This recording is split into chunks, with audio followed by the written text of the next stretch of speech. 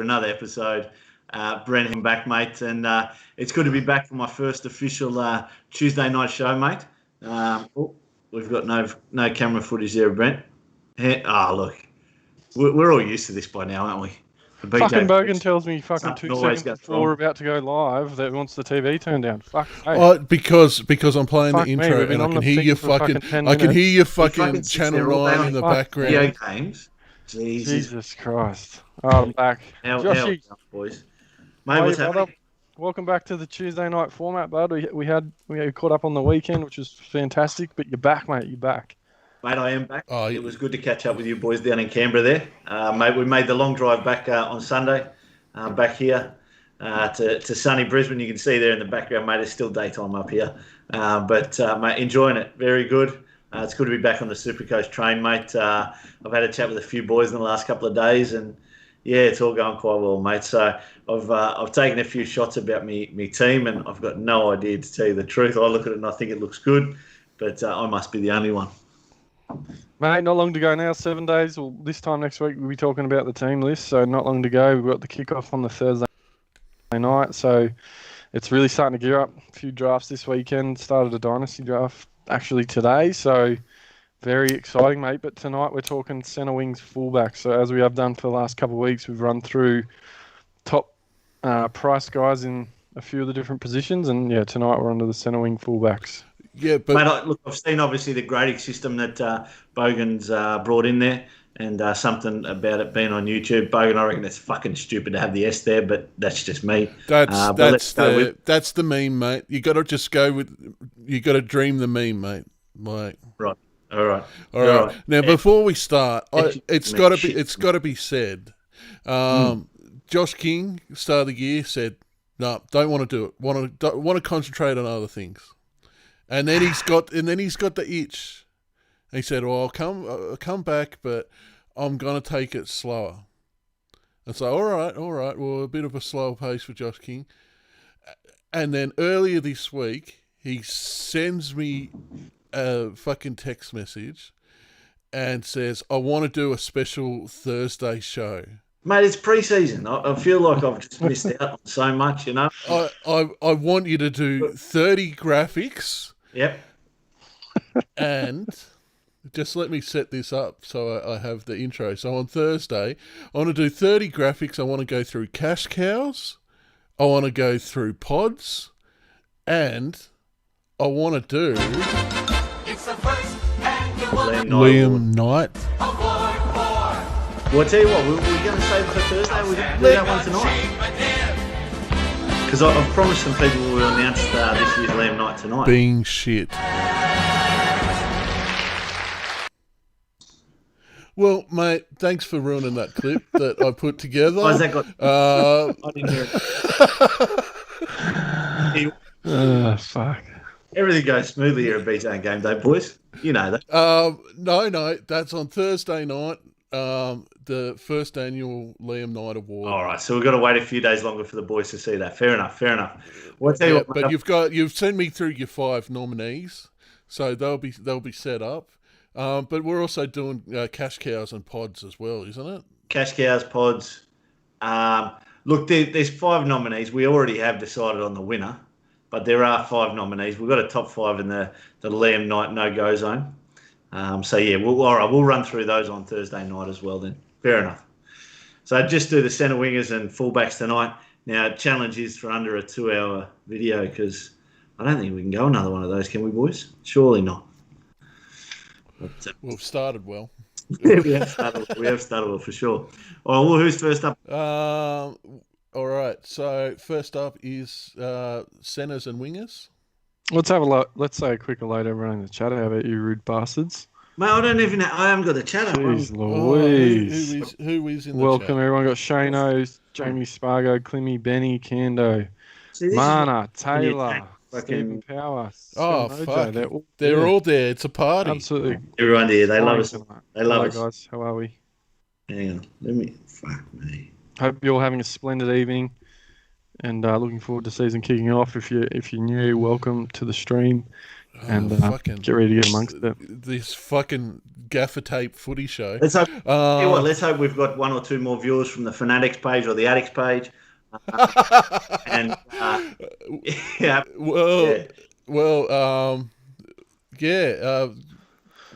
May as well go into that as well. Facebook. What is it? I'm banned. Supercoach Addicts. I'm banned. No. Yeah, and they're blocked. They're blocked until you're not banned. Yeah, fair enough. Okay, so if anyone from Supercoach Addicts, basically what it is, their page 22,000 followers. If they unblock me, our Twitter page with 60 followers will unblock. Yeah, fair enough. Yep, fair enough. That's good marketing. Well done, boys. Oh, mate. Well, that makes sense. Anyway, let's get into the footy talk, shall we? First one up, Zach Lomax. And he'll appear in both, obviously, because he's dual position. Why would you put him in both? There's still no QA. What's doing? It's based on the top priced players. Yeah, but you're the one who puts it all together, mate. You could basically just pick and choose. So if there's 4 centre wingers that are all fullbacks in that top 10, you go the next 4 or vice versa. Surely you've got that control. The dungeon master. He's consistent. We'll give him that.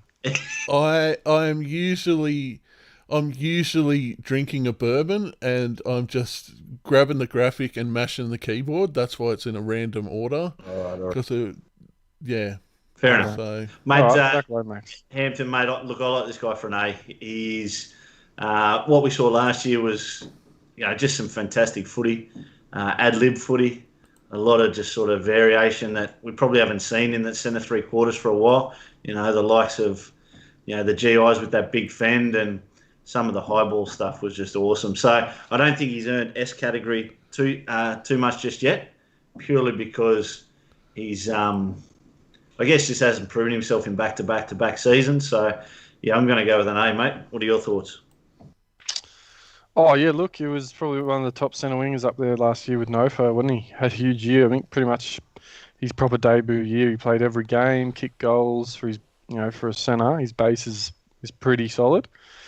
It's pretty amazing. I think he did it in that St. George side as well. I wouldn't be looking at even touching him to start the year, rather. Just too expensive. That's good. I've got him starting centre wing. Beautiful. Yeah, I think you can get him at probably 100k cheaper if he doesn't start the season all guns blazing. What's their draw like? You had a look at that yet at all? Nah, it doesn't matter. No, all right. They're St. George, mate, going to finish last. I did see whoever they're playing are going to be better than apparently. A couple of little glimpses of brilliance in the trial. He put, was it young Ramsey down the sideline a couple of times? So there could be a little combination brewing out there as well. It's just, as I said, a shame they got Corey Norman and Ben Hunt in the halves there. There's not much doing on the edges. So look, we'll see. I don't know if he's going to be able to do what he did last year. It was pretty phenomenal, but he could very well establish himself as one of the best centres in the game, Supercoach-wise, if he does. He could be, in years gone by, it's been guys like Matt Cooper and even in Mark Asney, a couple other Dragons. So, let's wait and see. He's got the goal kicking and might slide into fullback if Dufty ever gets injured, but not touching him.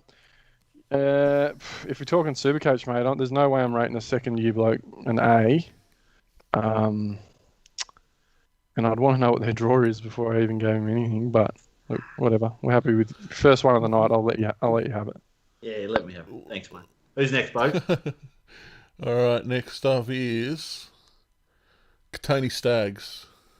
Well, I think he's out for the first 12 weeks, so that won't be any good. So you're saying an F? You'd have to. Look, he's not an F. At the end of the day, when he does come back, he's probably going to be one of the class centre wingers, but for now, you got to sort of put him DE range, I guess. His effectiveness for the season really won't be known for a long time. So, look, I finally found the Dragons start. Just going back on that, they got Cronulla, North Queensland, Manly, Newcastle. So that's actually a pretty good draw. Lomax could actually not be a bad call. Here we go. You haven't even had a look, and it's actually it doesn't matter, mate. Like I said to you last week, mate. Let's research this year. Mate, I'll perform better. Trust me. Coming in fresh. Righto. Stagsy, you can't touch him until round 12 or whatever it'll be, and then they play round 13, then have round 17. So you probably look at him at a run home, possibly a few easier games after the bye. So let's see. Yep. Nofo. You're a big Nofo fan, Joshy. Mate, I am. Look, basically what I'm doing this year is starting with Zach Lomax. Last year I did the same with Nofo. So just saw that potential there last year with Nofo. And, mate, obviously he held that position. He held the number one spot as a centre winger basically throughout the whole season. I think maybe once or twice he cracked 700, but he was pretty much just stuck in that 600 to 700 range. So consistency-wise, he's brilliant. The hit-ups, tackle bust, everything like that. Scores plenty of tries too. So, mate, there's not too much more you can say about this guy. Look, it's probably hard to rate any centre winger an S.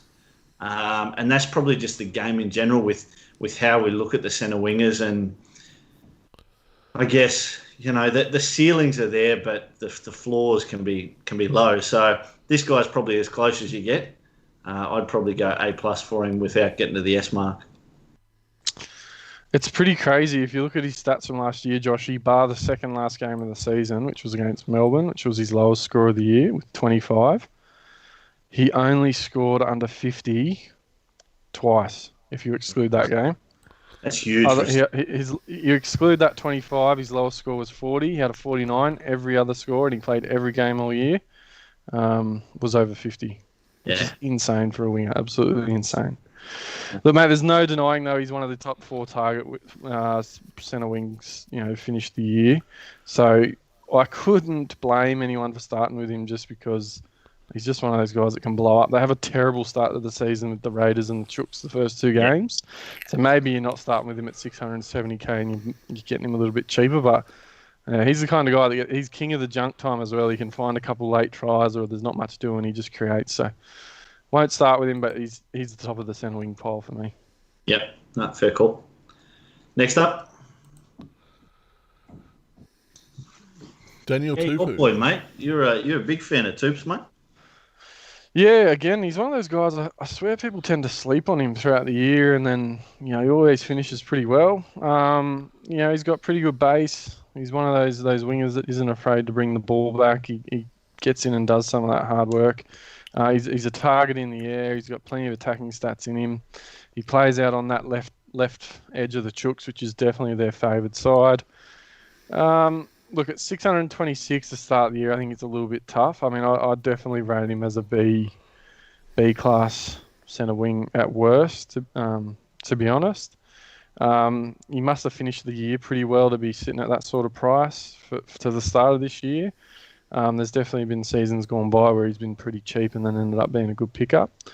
Yep. If the Chooks get it right, I think this guy could be a massive pickup eventually. I don't think you could start with him at start of the year. We're trying to find money fit guys like Teddy and Pappy and Cleary and these expensive forwards. I don't know if you can justify 600 on a centre wing to start the year personally, but people will do it, and he'll probably score a couple tries in one of the first 2 games. They play Manly and the Tigers for their first 2, so you're going to have to spend a bit of money if you want him, but it could pay off. If it does, you'll be laughing. So yeah, mate, look, I think very, very similar with regards to Nofo and Tupou in that you basically, I mean, any winger, how they perform is based around the rest of the team.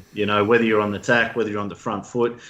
But what you like about, I guess, both of these guys is their kick returns and what they can do on that first or second attacking set. It's what we always sort of used to get out of Fergo and stuff like that as well. So Toops does some awesome runs out of his own half, but obviously can finish on the wing or in the air or however it is. So, mate, but I think you're completely right that people do sleep on this bloke. But yeah, I just think at 626,000, a little bit too exy for mine to start with. I think the reason I look at a guy like Lomax to start with is purely that goal kicking. Regardless of it, look, the Dragons, there's no question in they're a bad team, but if he's sort of kicking maybe 2 or 3 in that first sort of few games, That's an extra 8 or 10 points. That can make a big difference to an average. So, Tubes, mate, I'm happy in that B area, mate. I think that's probably spot on for him. Who's up next, folks? Campbell Graham. Yeah, a bit of it. Look, I've had him in a lot of my teams, whether it's draft, whether it's classic. Classic last year, I had him for about the last probably 8 weeks of the season, and he performed quite well. And I think his starting price this year is due to that back end of last season. There's a few weeks where he sort of scored, 90s and 110s and stuff like that. So there's definitely potential there with this kid, and he's gotten better every season he's played for South. I'm just not too sure if he's can still get better. He'll probably just maintain that kind of mid-50s to 60 average. But he does score tries. I actually preferred him when he was playing on the wing, and then they moved him to the centres, and he seemed to get better at Supercoach, which is quite strange because I guess your wingers generally score that little bit more than the centres. But, mate, I'm probably putting him BC level. He's not as good as Toops, so you got to go below that. Hampton, what do you reckon, mate? C+ kind of thing? Yeah, easy. I think he had a breakout year last year. He averaged 61, Joshy, and his 2 years prior to that, he was 45 in 2019, 2018.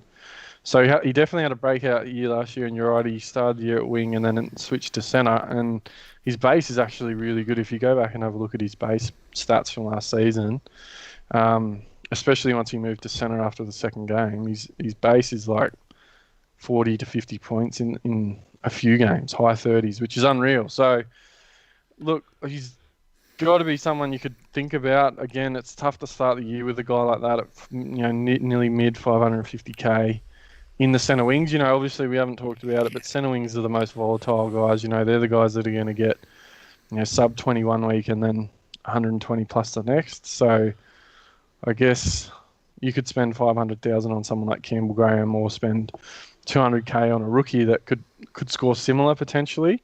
You're probably not going to get that with guys like Nofo and probably Lomax as well, and maybe Tupu, but even still, Nofo's probably the big exception. Yeah. There'll still be quiet games for these guys. The points come from the attacking stats generally. But if you can find some of these centre wings that have the base in them, like Campbell Graham showed last year, they're pretty valuable as well, especially when they can find the line. So South will be red hot, mate. I think they're in for a big year. They look primed after the other night against St. George. They got an interesting start to the year. They start with Melbourne and Manly, then the Chooks. So it's it'll be a good test out for them. But, pretty happy with him there. Just he'll be a watch, I reckon, because he was impressive last year, I reckon. Yeah, cool. Next up, folks. Corey Allen. Fuck. No. This bloke. Jesus, 500. How have we gone from a bloke who fucking averaged less than 22 seasons ago to being a Queensland number one? And all right, yeah, they won the series, and yes, worst team ever. But this bloke, no. I've seen some people with this guy in their team. Like, why waste 540,000? F for me, mate. Fucking hate the count. Yeah. Oh, jeez. Do we have a potential? Is that one of our potential nominees for the Liam Knight Award there, Joshy? Or? He's not my top five. And the reason he's not my top five is probably because not as many people have picked him as my other five. Like the five I've gone with for Thursday night are basically looking at anywhere between 5 and sort of 20% ownership. And this bloke, I think, is only at 1 or 2%. But doesn't change the fact that I've seen some people pick him, and he's fucking useless. So he's definitely an outsider, but he could well find his way on the list in the next year or two if he keeps being popular. So there you go, Corey Allen, Dally M cert. If we bet on it. Hampton, did you have anything to say on it, mate? I don't know. Is he even guaranteed to play fullback? It'll be a very different side he's playing in. He finished the year at fullback with South, and he got a ton against the Chooks, but that was when that game they put 50 on him. Yeah. So I think that's why he's a bit inflated. He had 2 tons in his last 5 scores, but he also had a 16 in there. So I don't know. He's not relevant in Classic, and you'd be fucking I wouldn't touch him in draft for a while either, personally. So you can prove me wrong, but yeah, not interested. Yep. So Bradman Best, I saw the next mate, one of your boys at the Knights. Yeah, mate. I don't know. I'm probably a bit biased, but I reckon this kid is the real deal, and he's potentially really Supercoach relevant as well. He does a heap of hard work. His base is pretty amazing, and I think he's 18 or something, maybe 19 this year.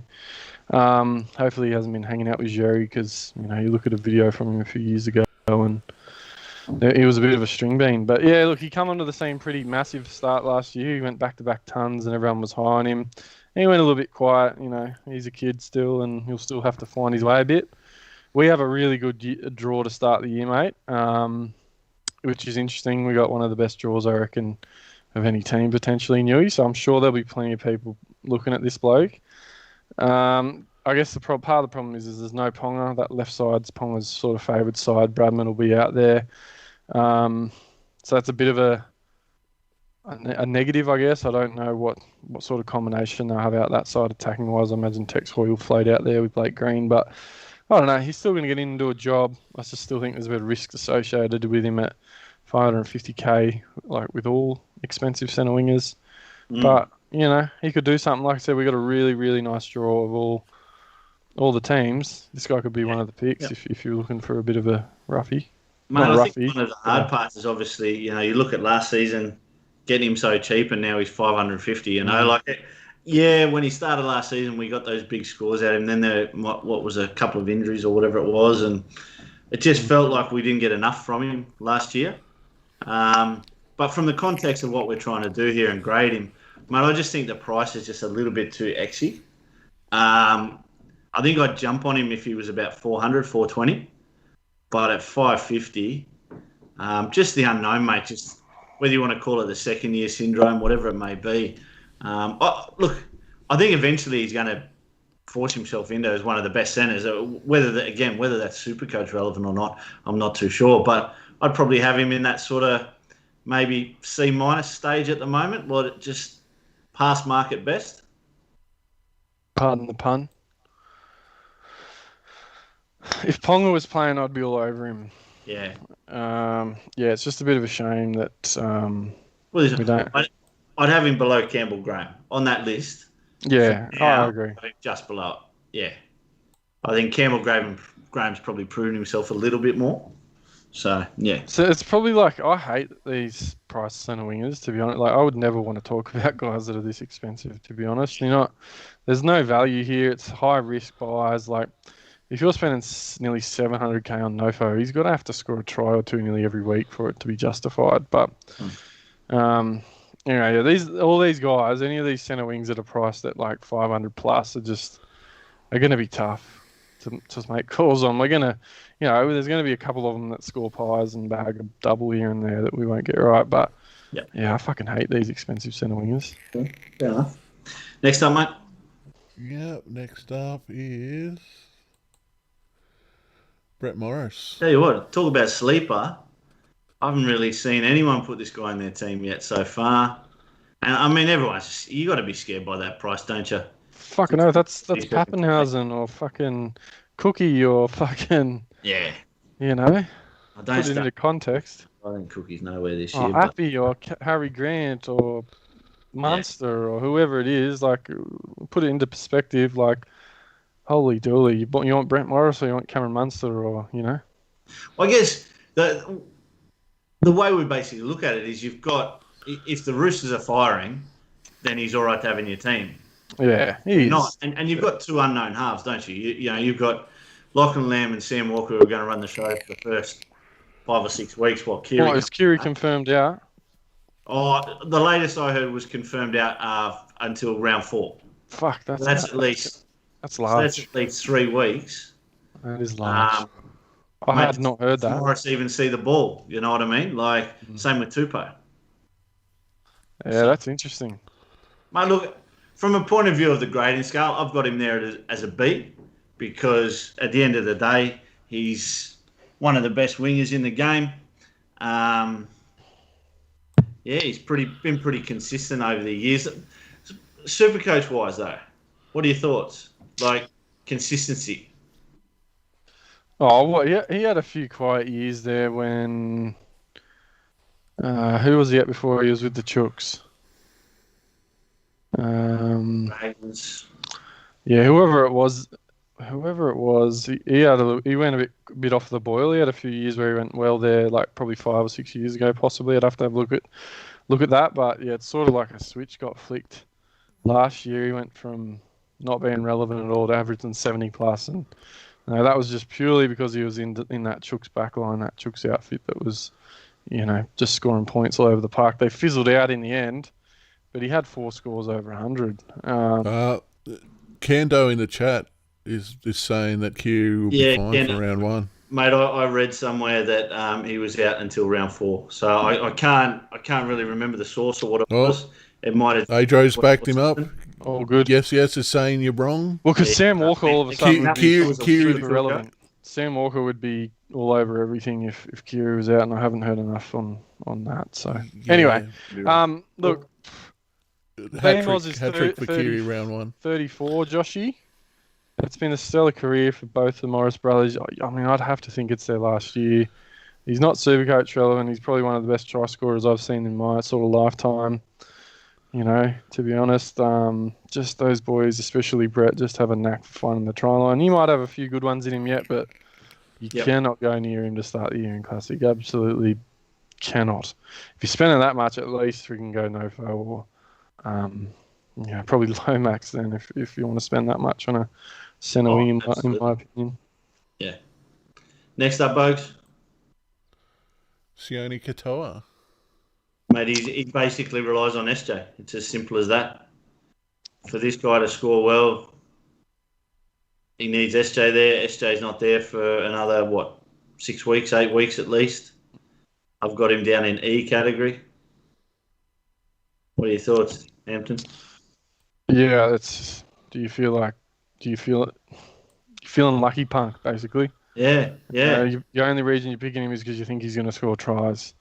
I mean, he's exactly right. Exactly what we've seen throughout the career of centre wingers, except for your elite, your Jared Crokers and stuff like that. This is what centre wingers do. They score 100 one week and they score 7 points the next, and yeah, last year this guy had a few better games when he did actually connect with SJ, but I can't have him. While SJ's out, I can't have him. Even if SJ comes back, he's never going to be someone who find his way into my team, that's for sure. No, not at that price. What do we got next, mate? Any left? Yeah, we've got 2 more. Oh, Brian Tuo. Well, this is GameDay if I don't pronounce the name wrong. This is a centre winger I do not mind priced over 500k, to be honest, and I think he's possibly one of the better ones priced at around 500 plus. Yep, agreed. He'll switch to the left side now. Mansour's moved on. Apparently, he's going to come onto that left side now with the, as I like to call it, Pacific Islander connection. We've got Luai, Kikau, Crichton, and To'o. Yep. I guess the only problem with it is you've got all those blokes there do not mind a bit of white line fever. So, how whether they're going to be generous enough to pass the ball around, I don't know. But I do not mind him. I'm, believe it or not, tempted to think about whether I could get someone like this in, but I think it's possibly a silly thing to do for some reason. But we talked about early draw, mates. What's Penrith like? Obviously, it's their first round. It's possibly as good as it gets in the first 2 weeks with the Cows and then the Dogs.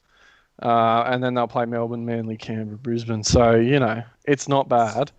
Melbourne and Canberra in the first 5 weeks. But, to start with the Cows and the Dogs, another reason why he's very much on the radar.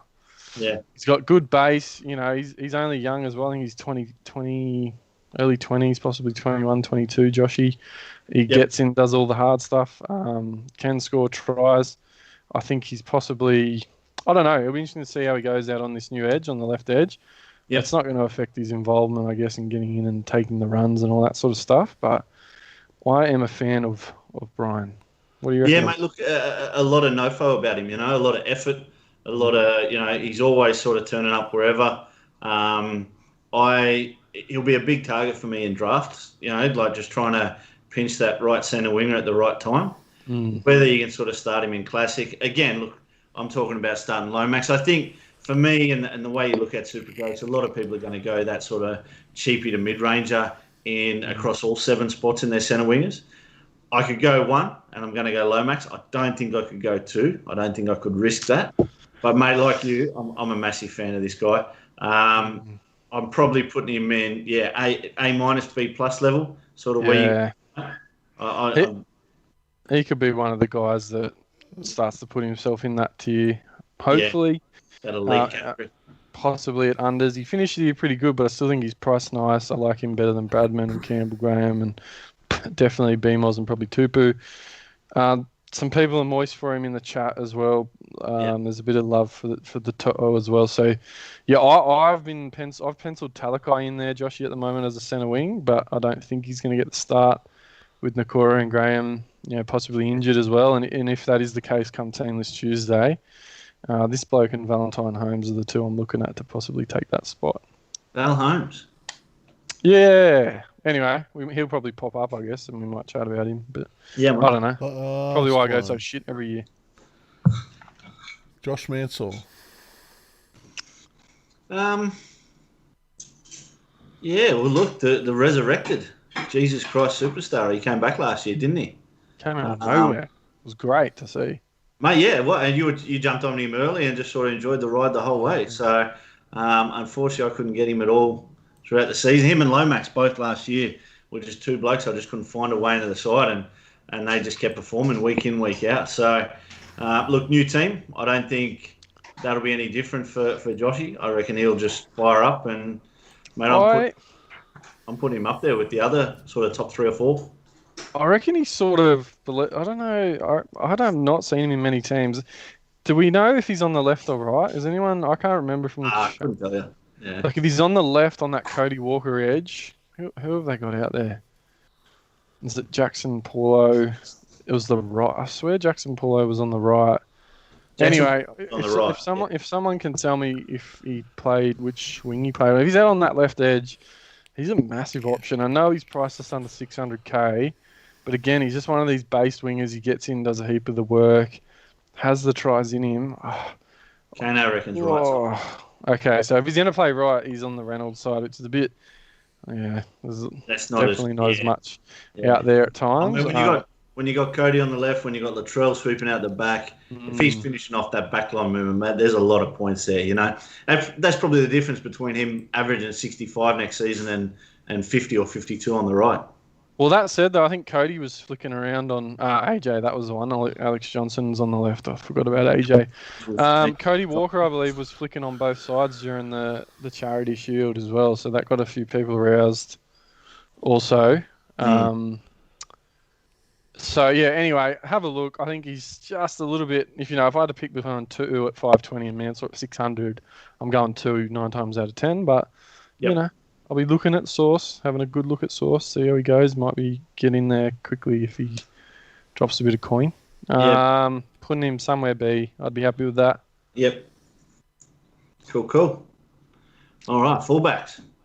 All right, do you want to talk about any other particular wingers or centres while I'm doing this? I've totally neglected doctor's diagnosis as well. We've got some good data from the doc as well.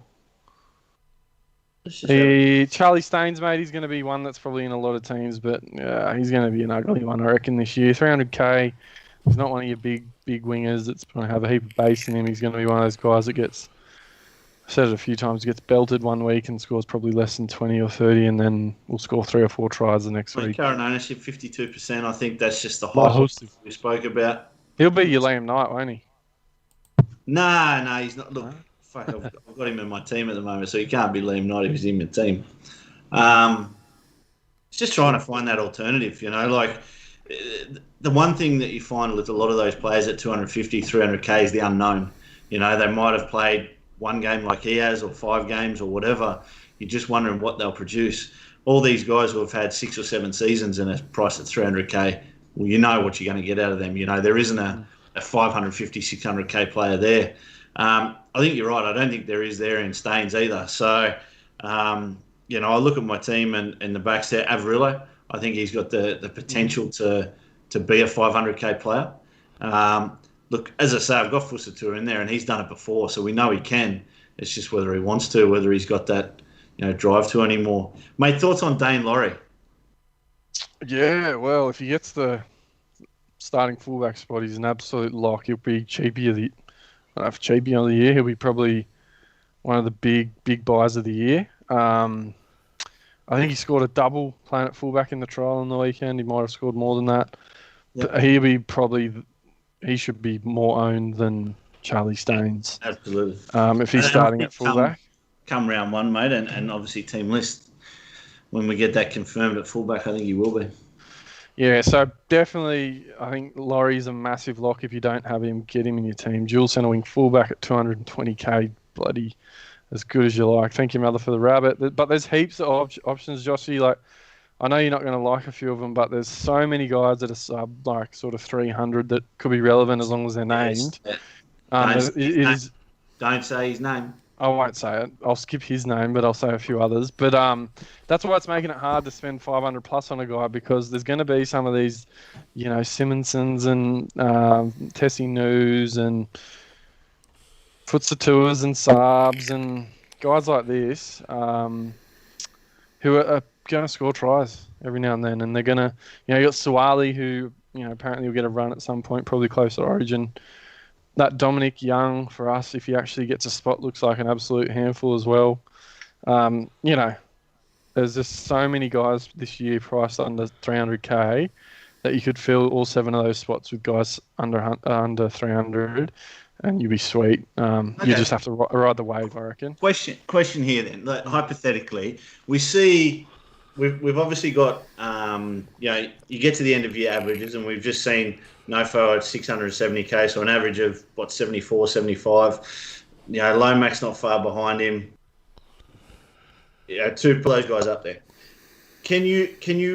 Is there any known way you can reverse this around and treat centre wingers like second rowers and second rowers like centre wingers, and hope that your youth and you look at Payne Haas when he went huge 2 years ago or whenever it was.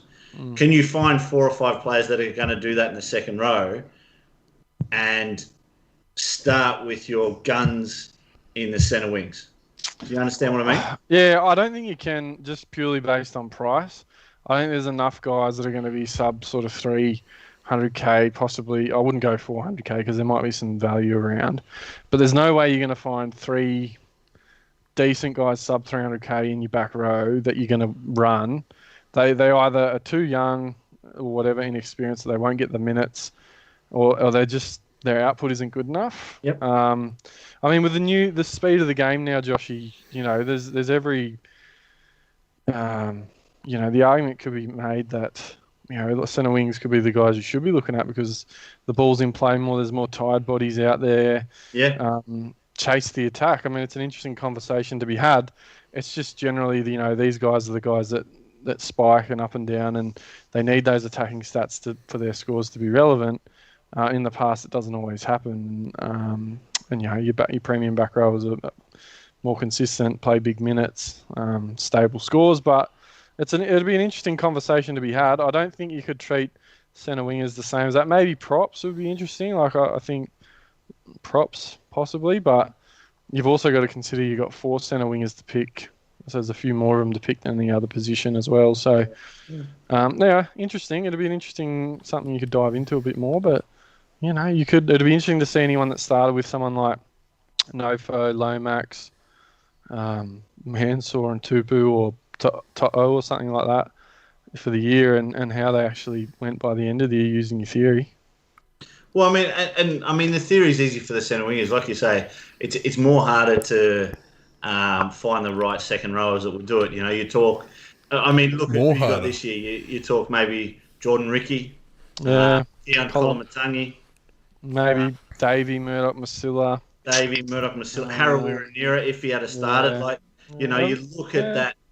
I mean, hey, again, if these guys turn into 67-minute starting second rowers, all of a sudden you've got I just think you're ahead of the game. You then get the best centre wingers, and then you get the best second rowers if they can. Again, it's a huge gamble, but I don't know.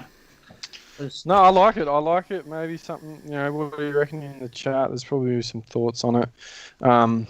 Captaincies as well, Josh. You want to have a solid captain. You're probably not talking about not having guys like Teddy or Pappy or, a few of those guys. But, these guys, you can get an 80 out of Crichton quite regularly, whereas Lomax, you might have to wear a 40 and... Yeah. I'm going to make the team. I'm gonna make it. I'll just see what it looks like. Anyway. And it really fucked me last year. I generally just go all cheapy centre wings. Last year I went like Braden Burns, Jesse Ramian, Fergo, and Croker. I think it was probably one of the first times ever I ran fairly pricey centre wing fullbacks, and it just absolutely did not pay off at all, and absolutely burnt me. And I'm off it. I'm just off it. Anyways, fellas, ready for the fullback? Go for it, folks. Patience, Bogan. Fuck it off. Corey Allen again. Next. Come on, hurry up. Hey. Come on. Wasting valuable content. Why are you taking so long? Allen's name up on the fullbacks. Most important position. Come on. Yeah, Zach Lomax again. Come on. See, we thought you would have been fucking better prepared than this. Yeah. Is Zach Lomax in the fullback position? Is he still as high as you ranked him in the centre wing? Oh, now you're getting a bit fucking complicated, mate. Just put him on the screen. Next. Frankie K as well. Centre wings make the best cash too. So that's a good point, Josh. You got those cheaper guys just talking on that the 200, 300k guys that can score a double or a hat trick and spike and score 120. Yeah, and they're going to spike their cash. Whereas your back rower, your cheaper. You make that cash in 4 weeks rather than 8 weeks. Yeah, that's a really good point, Frankie. Next. RTS. You want me to skip over RTS quickly, or go to the end of the show, mate? Roll the credits. We'll see you next week for team list. I usually be on Thursday. Sheckmeister. You're talking Shecky. Oh, you want to go out with a bang. I think you want to do, the folk of New Zealand proud, moving on to Union next season. Yeah. Look, he puts in 110%, mate. He's the captain of the side. I don't know if he's still the captain this year, actually, if they're keeping him as captain. But, it's a shame he actually moved to the Warriors, to be honest, because if he was in a good football team, he probably wouldn't be leaving, I reckon. Yeah. If you're going career-wise, mate, I'm going him an S. But if you're going for 2021, he's sort of that BC level. He's lost a bit of that glow. Did he win a GF with the Chooks on the wing? Was it when? Oh, it's going back a bit far. Because he's won the Dally M. He's possibly done everything he wants to do if he's won a GF. I don't think the Chooks won a premiership for a long time. Because he was playing there while Minnie was at fullback, wasn't he? Was it? Oh shit! Was it that long ago? Maybe not. Maybe I'm talking shit. The Chooks, obviously, they won these 2 years in a row. Before then, I don't think they won. Maybe back in like 02, 03, something like that. They didn't win any time in between, did they? I could be talking. Could he be a potential pod? I don't know what his ownership's at. Well, he's a pod every year. And I will say that. Look, anyone in the New Zealand team is a pod every year. You look at Tohu. You look at anyone who's sort of gone through that system. They're always a pod because we never get them reported on over here. We never talk too much about them. It's just that other side of the... Sorry, I'm looking up Shirky. He won a comp in 2013. He was part of the Chooks that beat the Eagles. Did they win it then, did they? There you go. So 2013, he's been around for longer than you think, eh? Yeah. Anyway, sorry, I cut you off. I was actually doing a bit of research for once. That's right. It's good, mate. We can actually talk about stuff that actually other than what we thought happened. So that's good. Mate, this year I'm putting him a B minus C plus. But overall, career-wise, what he's done in sort of the game, the coach, he's A plus S level. Yeah, I agree. It's sad to see him go. He's an absolute freak. Yeah. Latrell. Thoughts on Latrell Mitchell, Joshua? Mate. He's there. He's wistfully looking out into the ocean. Yes. Just keep it.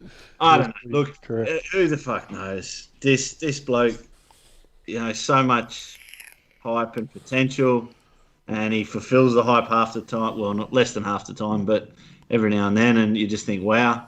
And then he goes back and just becomes a bum. Like, it's just, Yeah. Week to week, he could be an S, he could be an E. Yeah, it's hard, isn't it? I love him when he's on. Pogues, mate, you actually made a fair point when Zach Lomax came up before is, how do you grade them then as a fullback? Because I think it is different. As a centre winger, as a dual position centre winger fullback, he's an A. I reckon he's an A. But as fullback only with the competition that he's up against, yeah, he's probably right there, B. Oh no, he's going to be pod, and he's going to have games where he goes 150 plus, and the Chooks hammer teams, and he sets 3 up and scores 2 himself. You mean the bunnies? Do you mean the mighty Rabbitohs? Sorry, the bunnies. And then he'll follow it up with a 23 the next week. That's just Latrell. When he's on, he's probably one of the favourite players to watch up there with sort of Teddy and Turbo, just because he's a different style of fullback. He reminds me so much of Inglis, but Supercoach-wise, I couldn't put him ahead of guys like Pappy, the workhorses, and Teddies and stuff, because they're just so much busier. But he offers something different, and he'll be a pod. Like, some people won't go him. He's definitely a bit cheaper.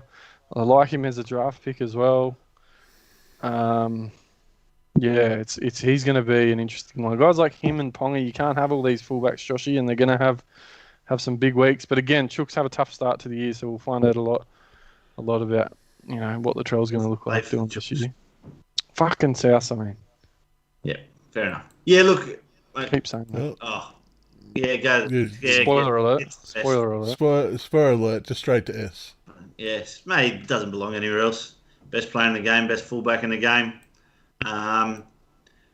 Surprisingly durable after the early career stuff where he did ACLs and whatever. So, doesn't belong anywhere else. It's an S+++. If he was 600,000, he would be 100% owned. Yep. Yeah, it's scary. Next. What do you reckon? Little Pap. Schnackenhuisen. Paper houses. I saw paper houses. Tell you what, Rodenhausen. The mullet's an S. It's fucking beautiful thing on him. What's Millhouse's last name? Van Houten. Oh, that's close. Pap and Van Houten. Millhouse. Look, Josh, it looks like he's getting the kicking this year. Unless he starts shanking a few. It looks like he'll kick at Melbourne, assuming Cameron Smith won't be there. Yeah. He started the year really slow last year, but he ended up going really good by the end of the year. He scored a few hundreds. He scored 500 pluses last season from round 7 onwards. His base isn't as much at times. He's a different style of fullback to, again, like a Teddy in that, but I think he's just going to keep getting better and better, Joshy. That's what scares me, mate. He's still new. He's still young. If I look at every single player in Supercoach, this is the bloke it scares me not to have him in my team. The blow-up potential of this guy's huge. You're right, mate. He did start off last year slow, and I, like a lot of people last year, I think he was about 505,000 last year to start, and I started the season with him, and a lot of other people did, and it was just uninspiring. I think maybe 8 weeks in, I got rid of him. And even then, he didn't blow up. He probably didn't blow up till about maybe 7 or 8 weeks to go. But when he did, he just went huge. And, he scares me, mate, not having him in my team. Because it's just like, he'll be the difference between me winning head-to-heads every week, whether you're 50 points behind someone. It's because this bloke scored 110. And Cameron Smith's probably going to move on. Then you're going to need this guy and Munster and Harry Grant to step up a bit more. And I think this kid will be, if he keeps going the way he's going, he's looking like another Slater, to be honest. Yeah. It's sort of like a Slater mould. It's sort of crazy when you think about this Melbourne system. They just consistently churn out these freaks. It's unbelievable. And again, mate, look, rarely an injury, no concerns there, fairly durable. So, I mean, he cops plenty of knocks in a game. It doesn't stop him running back any harder. No. Big fan. Play left side, can play right side. Big fan of the Schnack. No weaknesses, mate, that I've seen. Yeah. I don't put him as an S yet. He's still got a bit to do. Yeah, definitely no. An S yet. The goal kicking is massive too. Absolutely. Next up, Bogues. No. Thomas. Just put him below Turbo and put an asterisk next to him for fucking hamstrings. So I'm in this dynasty draft. So I will shout out these boys again because my microphone was no good on whatever night we did it. Shane Foote is, and a couple of the boys in this dynasty draft league. I'm in to run a podcast, Fig Jam Dynasty Sports. Jump on and have a listen on Spotify and Facebook. But anyway, what I was getting to was the draft started today for that, Joshy. Yep. And I've come back. I think I'm pick 8 out of 12 blokes, and I've got Turbo on the turn on the way back. So I don't know how I feel about it. There's mail going around. Someone apparently, this Randy Savage that has this group, and Benny was telling us a little bit about, said there's some mail that he's going into the centres long term, possibly to look after the hamstrings a bit more. But he's 24 years old. I don't know what to make of any of that. What are you thinking? Mate, look, a hamstring was always something you did, but then you just came back from it and you never really heard about it again. This bloke's, 4, 5 hamstring injuries in the last... Can we go controversy corner? Mm-hmm. I'm not casting any aspersions or allegations at all, but it is a fairly common thing in professional wrestling, of all things, for blokes that are on the juice to have weakened tendons and things like that. You love wrestling as much as I love fucking greyhound racing. Jeez. Turbo's surely not on the gear. He's too fucking... Have you seen him? Yeah, well, I'm just saying. He's also saying he does tear those fucking hammy, and it's like, and it's not one, so you can't say he's got a problem hammy. It's both of them, and I'm just thinking, is there something else there medical? Is there another underlying condition, or, as I said, controversy, no proof, no allegation, but it could be a symptom of being on the juice. Yeah. It's something I'd never really thought about, mate, and it may well be the fact, obviously, in the wrestling side, or that may be medically a thing. I don't think it's anything there with Turbo, mate. I think there's probably no chance of that just with the type of bloke that he is. So. Yeah, I agree. And the bloke's a freak. Since 2017, he's gone 76 average, 74 average, 77 average, and last year he averaged 67 because he only played fucking half a dozen games. Yeah. This bloke is one of the top tier fullbacks in the competition when he's fit. I know the fit is now a big if. Oh, at 600k, as soon as he's back, I'm looking straight at him. Yeah. I don't care. He can do the hammy again and fuck me over, but he's probably scored 100 points by that stage of the hammy anyway. If he could find some fitness, it'd be amazing. If he went to centre, I'd be shocked. I can't read into that, mate. I'm happy to be proven wrong on that. Obviously, he'll miss the first 4 weeks to start the year, Joshy, so you can't start with him. But he's the kind of bloke that will come back in round 5. Who they got in round 5, and he'll just turn it on, and then all of a sudden everyone will be high on Turbo again. They come back against the Warriors. If he comes back by round 5, they play Warriors, Titans, Tigers. It could be worse. I put him still as an A class fullback, if not S. And I'm happy. S. Yeah, I'm not. S and I'm A. not moving. I'm not moving him. Next up, folks. Val Holmes. You wanted to talk about him. Here he is. This is probably where we're going to have a difference of opinion, mate. You're keen on him. Oh, only if he's playing fullback. If he's finding himself on the wing, which is still a possibility. Apparently, Drinkwater might get the nod at the back. I know he's probably more prolific at scoring tries and shit on the wings, but I like him as a fullback personally. He'll kick goals. If he's playing fullback, I'd pick him at centre wing eventually in the centre wings. In Supercoach, I just don't know if that's going to happen. Mate, Not a fan. I'm a huge fan. At the end of the day, mate, he played for the Sharkies for a long time, and I fully supported when he went across to American football and followed him there. And mate, I love when athletes are just brilliant athletes, and it's just sort of disappointing at what we saw in that last season of Cronulla. I think that was the highlight of his rugby league career. I don't think it gets any better for him. Up there in North Queensland, look, I think it's a big disservice to him that Michael Morgan's been out so long, and the inconsistency there in their team. I think those two will find a partnership that will be, pretty big. And Morgan, actually, I don't mind Morgan here or there. I don't know whether he's been in anyone's talks, but I think he's priced just under 400K. But look, with regards to Val, yeah, he definitely needs to be fullback to be a consideration. But North Queensland need to be better as well. He's not the kind of fullback I think that can be a high-scoring fullback in a shit team. Like Teddy can score 90 points in a Roosters team that gets beat by 30. I don't think Val can do the same. So, he had 200s last year and a 90. There were a couple 30s in there.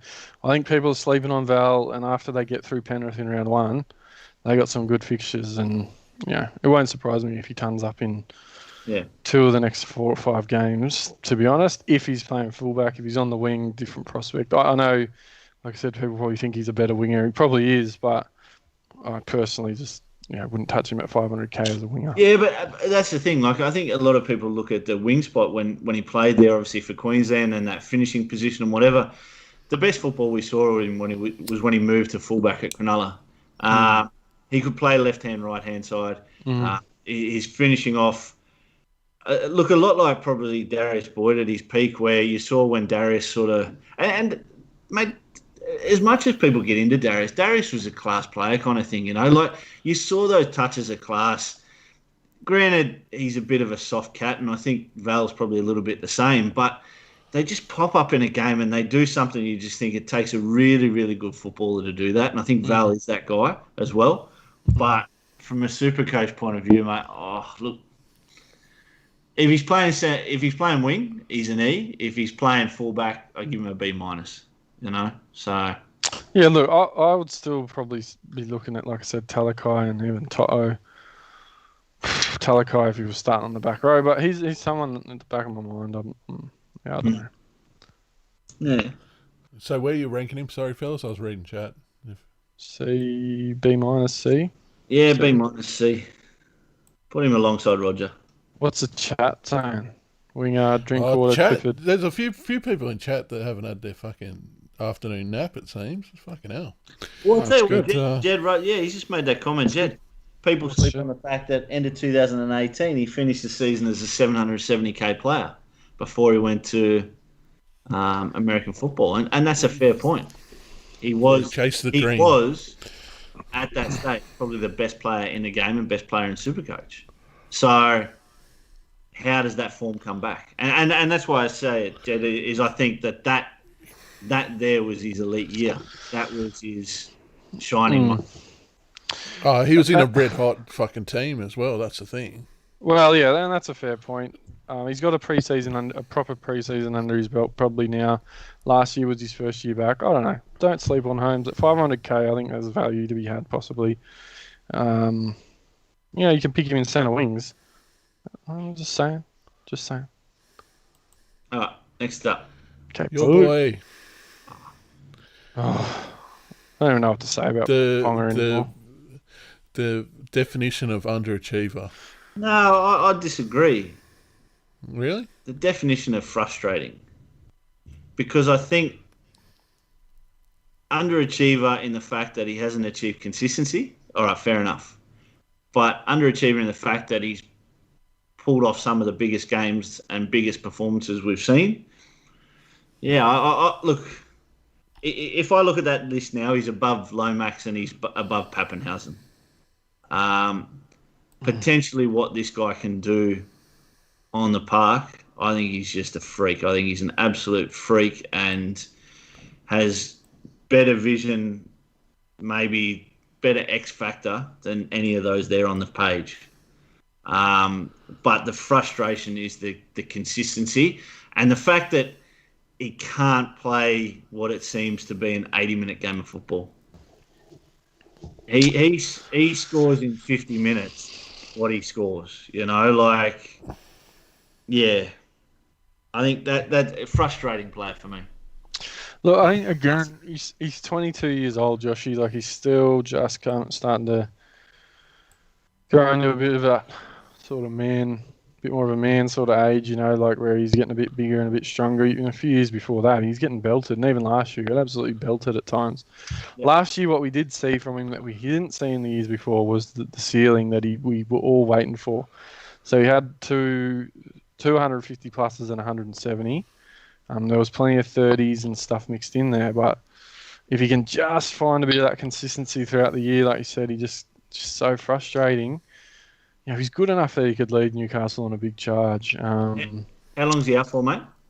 I think it's looking about 4 to 6 weeks. Yeah. Which is pretty big.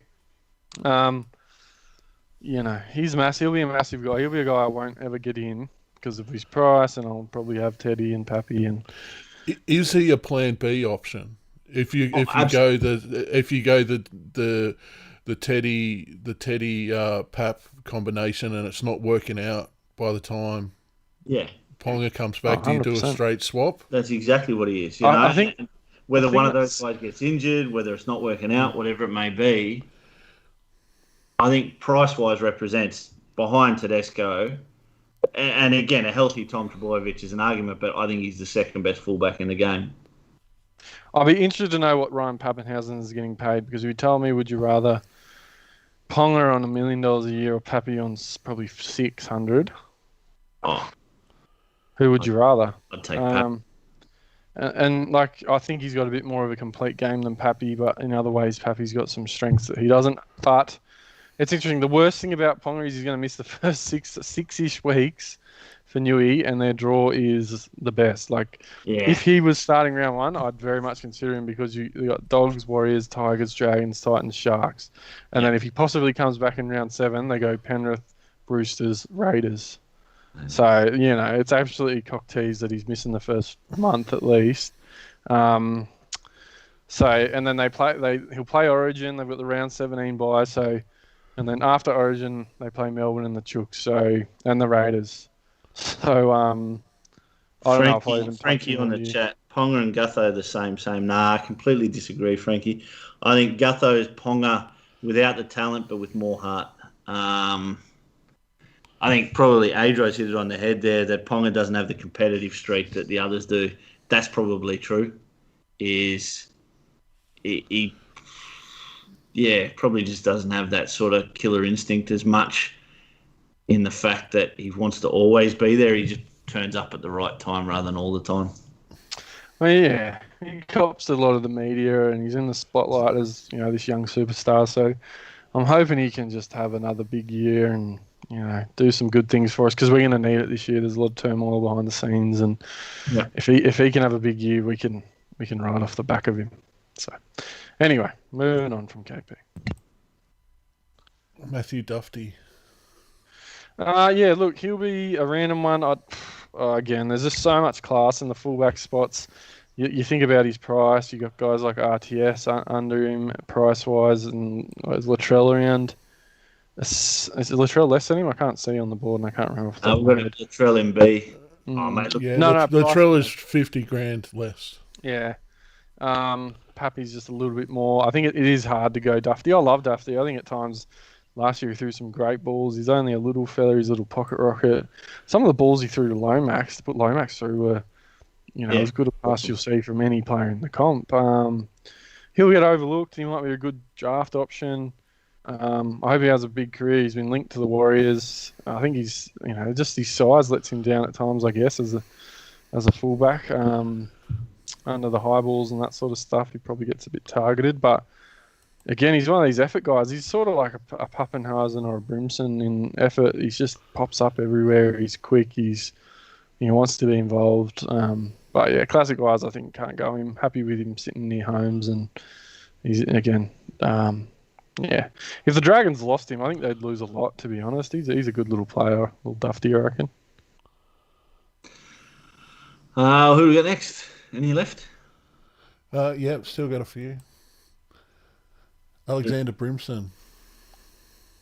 Yeah, I rate this kid. I rate him based around the Gold Coast. Who they've signed basically for this season. You know, they've really gone a lot into the forwards. We've sort of discussed that. But Chinos, your feeders. it's hurting me the 650,000. It is a big price, isn't it? Mate, I've got him in my team at the moment. I've got him in as my primary fullback. And yeah, it hurts spending that much money on a kid like this because you're really unsure. You know, the boys up the top there, they've proven themselves again and again that they can do it. This guy just had a fucking great 6 or 8 weeks last season, and that's about it. So, Bogues, I'll probably put him at about a sort of B, maybe next to Latrell this season, just with the hype and the team that they've got. I think he can sort of be up there. But look, I've got him there, but I think 650 are overs. Thoughts, Hampton?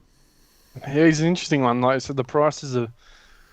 his price is so awkward because if he was just a little bit cheaper... there'll be plenty of people that go him. What's his ownership? You got ownership percentages in front of you? No. He's in a good team. Fogarty's looking good. They got a few big boppers. Yeah, I couldn't fault anyone for going him. Put him up around that BA. He's still got a little bit to prove. 6% ownership. That's massive. Like I think that's crazy. I just think because of the Teddies and the Pappies and guys like Latrell maybe as well. But Brimo, do not sleep on Brimo.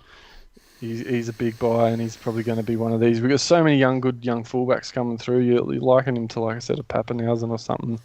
He offers something a little bit different, but an unreal player. Actually, use that because same kind of player, right? We look at it, small, quick, anticipates to play well, all that kind of stuff. Pappy, do you think going into this season is like how we went into last season with Pappy, and he went sort of the first 7 or 8 weeks quiet, and then sort of exploded after that? Do you reckon you get the same out of Brimo? I don't know. What's their draw like, Joshy? I'd have to have a look. Warriors first up always looks good. Yeah, well, that's a good start. I don't know. I just think he's just...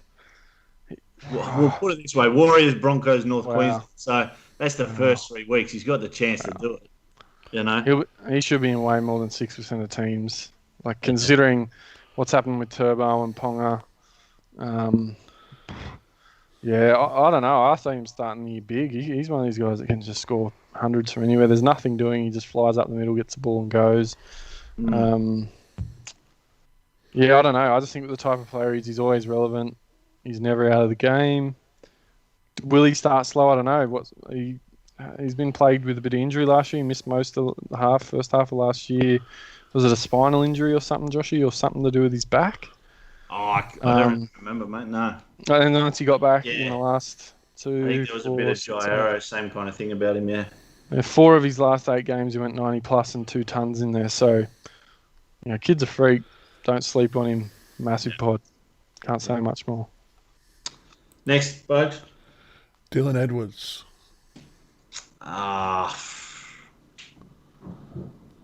D. Look, interesting. That's more the caliber of player that's above him. Like I've had Dylan in a team a couple of years ago when I thought he was obviously a lot cheaper back then. Injuries play a big part for him.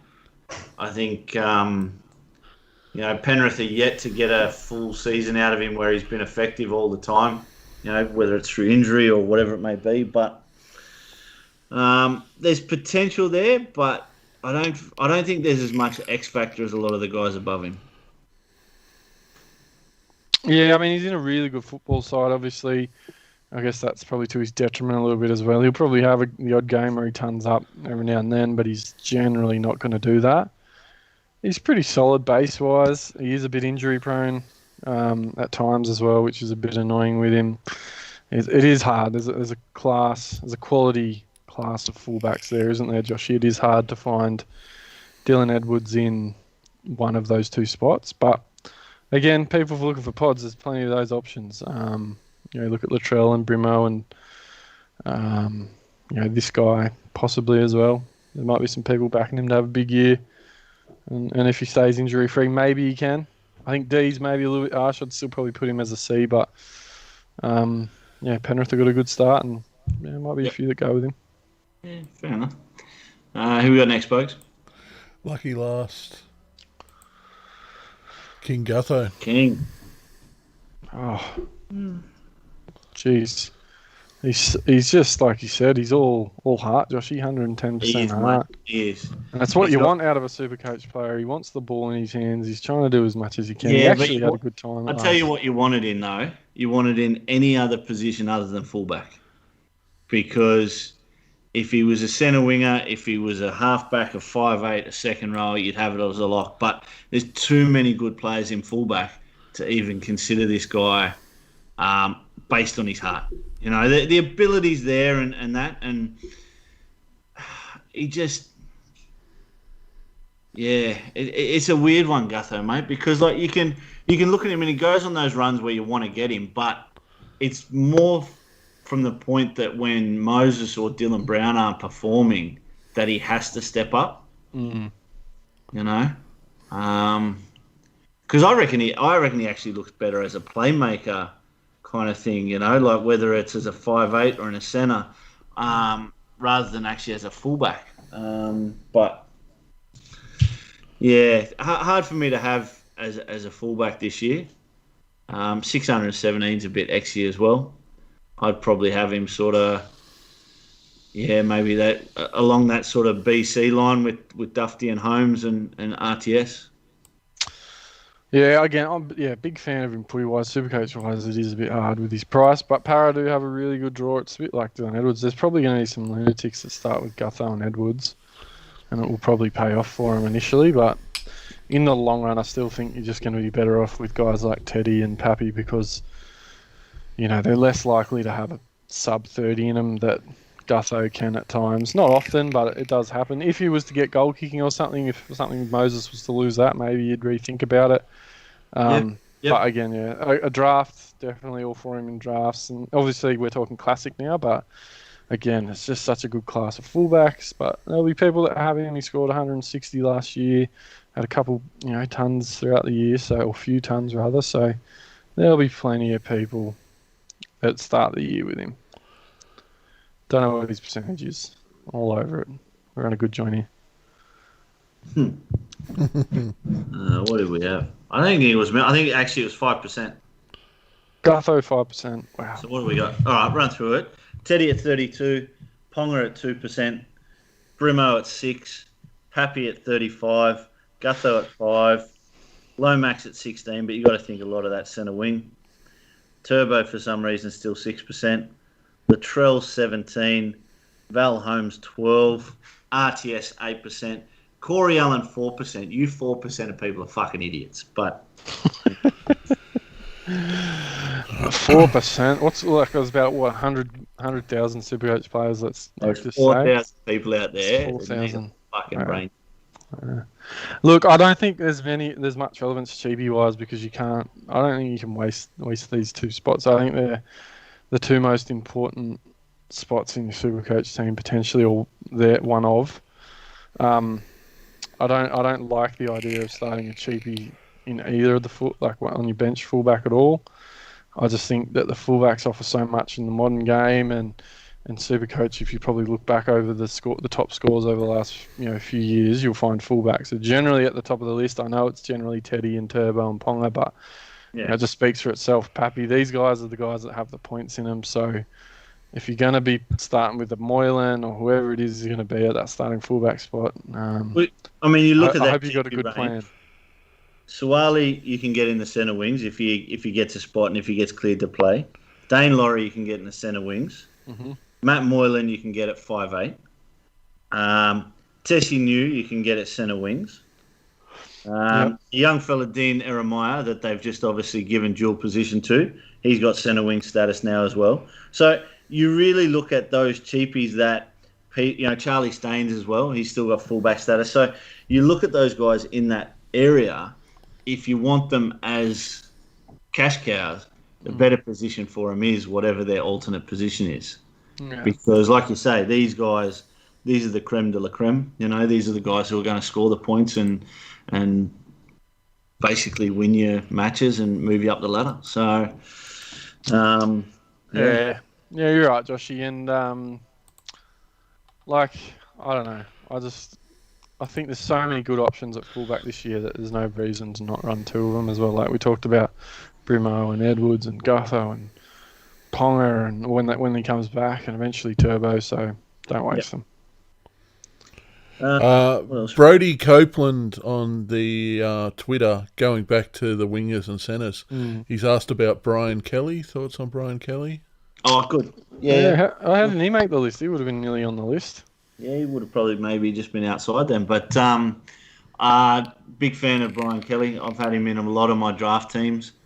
He's always sort of one of those ones that gets you a win when you're sort of not maybe expecting it. From a classic point of view, probably the hardest thing has been just his size. As a centre winger, he's pretty small in those centres, but strength compared to size, it's huge. So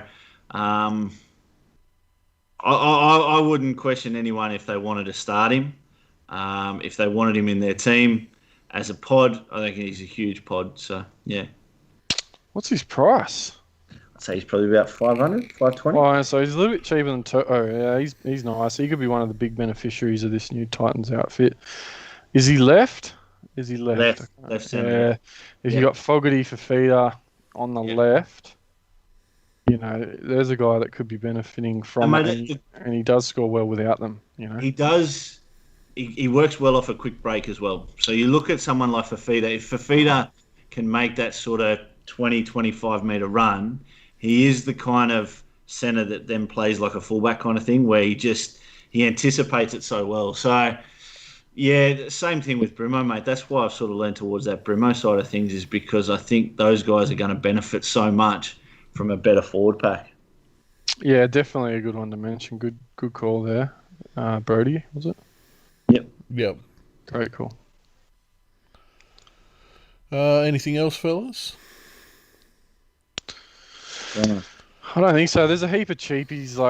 Just have a look on Team List Tuesday. There'll be a few that we don't expect. A few of those bottom dollar guys that come in. There'll be some mids.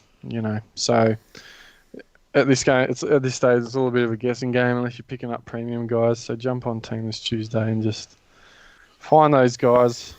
Or better yet, jump on Thursday when Joshy reveals his cash cows for each club. All right, do that as well.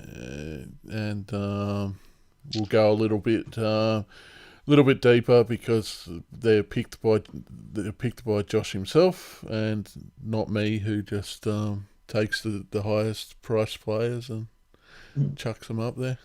Yep, sounds good. I mean, look, I really, no spoilers or anything like that. A lot of these are probably common to what most people are kind of thinking, but I've pulled a couple of ones that I just think might be a chance and that people might have slept on a bit. So, but yeah, a few pods in there as well that people might not have had a look at. And the fun stuff with the people you should definitely avoid, and the old Liam Knight Award. So there you go. Draft this Sunday, Joshy. We have the Bijan Game Day Champions League draft on Sunday, so we have got everyone in there for that. Hopefully, a few of the boys will jump in. Bogan, wait. So what time? What's that? The Ton one? When's the Ton one? The Wednesday night after Team List Tuesday. What's on Tuesday night? We'll do a Team List show, I'd imagine. Oh, so we don't have a draft on the Tuesday night? No, I don't. Yeah, we haven't organised anything. Hang on. You're in at least 3 that I know of. When's the? Oh, Bruno, I saw on the Twitter you are in a cash league with other Supercoach YouTubers hang on. and podcasters. Before you do that, when's the mutually exclusive draft on? Monday night. So Sunday night, Monday night, that's right. Tuesday night. Normally Wednesday I play soccer. I did my ACL. So well, you've done your ACL, haven't you? I'll be good next Monday night. That's good. Yeah. So Sunday night we'll stream that live. A few of the guys hopefully jump in. A few of the guys that topped some of the leagues last season, and a few of the guys. Are we going to try Discord on that thing? Well, I don't know. A few of the guys, I don't know what would be easier, Bogan, if Zoom might be a better option, or I don't know what might be easier for people, but it's sort of up to you as the technical whiz. So Sunday draft, Monday draft, Tuesday show, Wednesday draft. Yeah. Oh, lucky I don't have a life. Cool. I don't for the next week or so, but I don't anyway. But anyway, so yep, and then jump in the group code as well. That's starting to fill up. I think we got a decent amount in there, which is great to see. 6, 9, 2, Has 9, the 4, 6. BJ on game day all in filled up? They all filled. Everything filled. Yep. We got the invitational filled, the all-in filled pretty quickly after Saturday night. How many leagues you got covered, Hampton? I am at capacity. I'm in 10. You're in 10. I have 2 spots, I think, or a spot left in the $20 league I'm running, not affiliated with the BJ, and also I think we've got 5 left in a 50. So if you're interested in any of that, send me a message or get in touch with me somehow. Yeah, and then also there's a league. I think, Josh, you might have talked to me about this a couple of seasons ago, I swear, about getting a league with all these podcasters in it or whatever it was. And, I mean, I don't know. Basically do. It was basically the same as that. Anyway, as it turned out, I believe it was Gomez or Delaney and Kando sort of teed it up, to be honest, and they've basically just brought together a heap of guys from the Supercoach, I guess, content. And get this, King. You might feel representing BJ on game day is going to be Brent Hampton and Dr. K. Anto himself. So I've been sacked. So usurped, King. That's right. That's well, right. I think the problem was no one even knew whether you were coming back for a start, and it was all happening at that stage. Anyway, so there's a heap of guys in there. I think I didn't actually realize there was that many podcasts and content creators out there, but it's great. I think there's a few more this year. That's good to see. Check out Kando's post on there. There's heaps. So it's really cool. That should be pretty interesting. Maybe we can give updates on that throughout the year if I'm actually not coming dead last for most of the year, which I'm expecting. Well, we'll have to give the winner. We'll have to give the winner a shout out. That's part of the.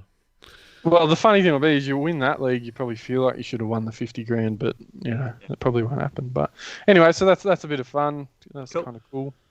But yeah, apart from that, ready to go, mate.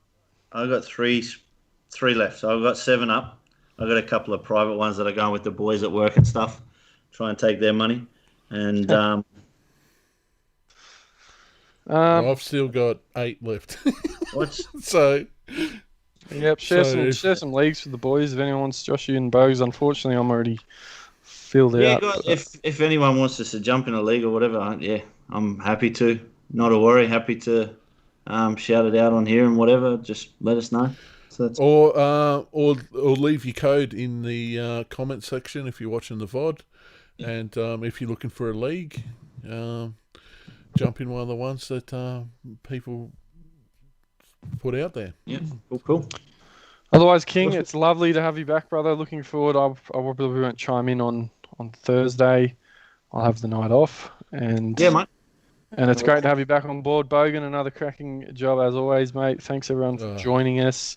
Absolutely lit tonight. A few still on, so thank you very much. Good to see you again, and I think we'll do it all again next week. But otherwise, talk to you on Thursday, Joshy. Sounds good, buddy. All right, guys. Like, rate, subscribe, comment.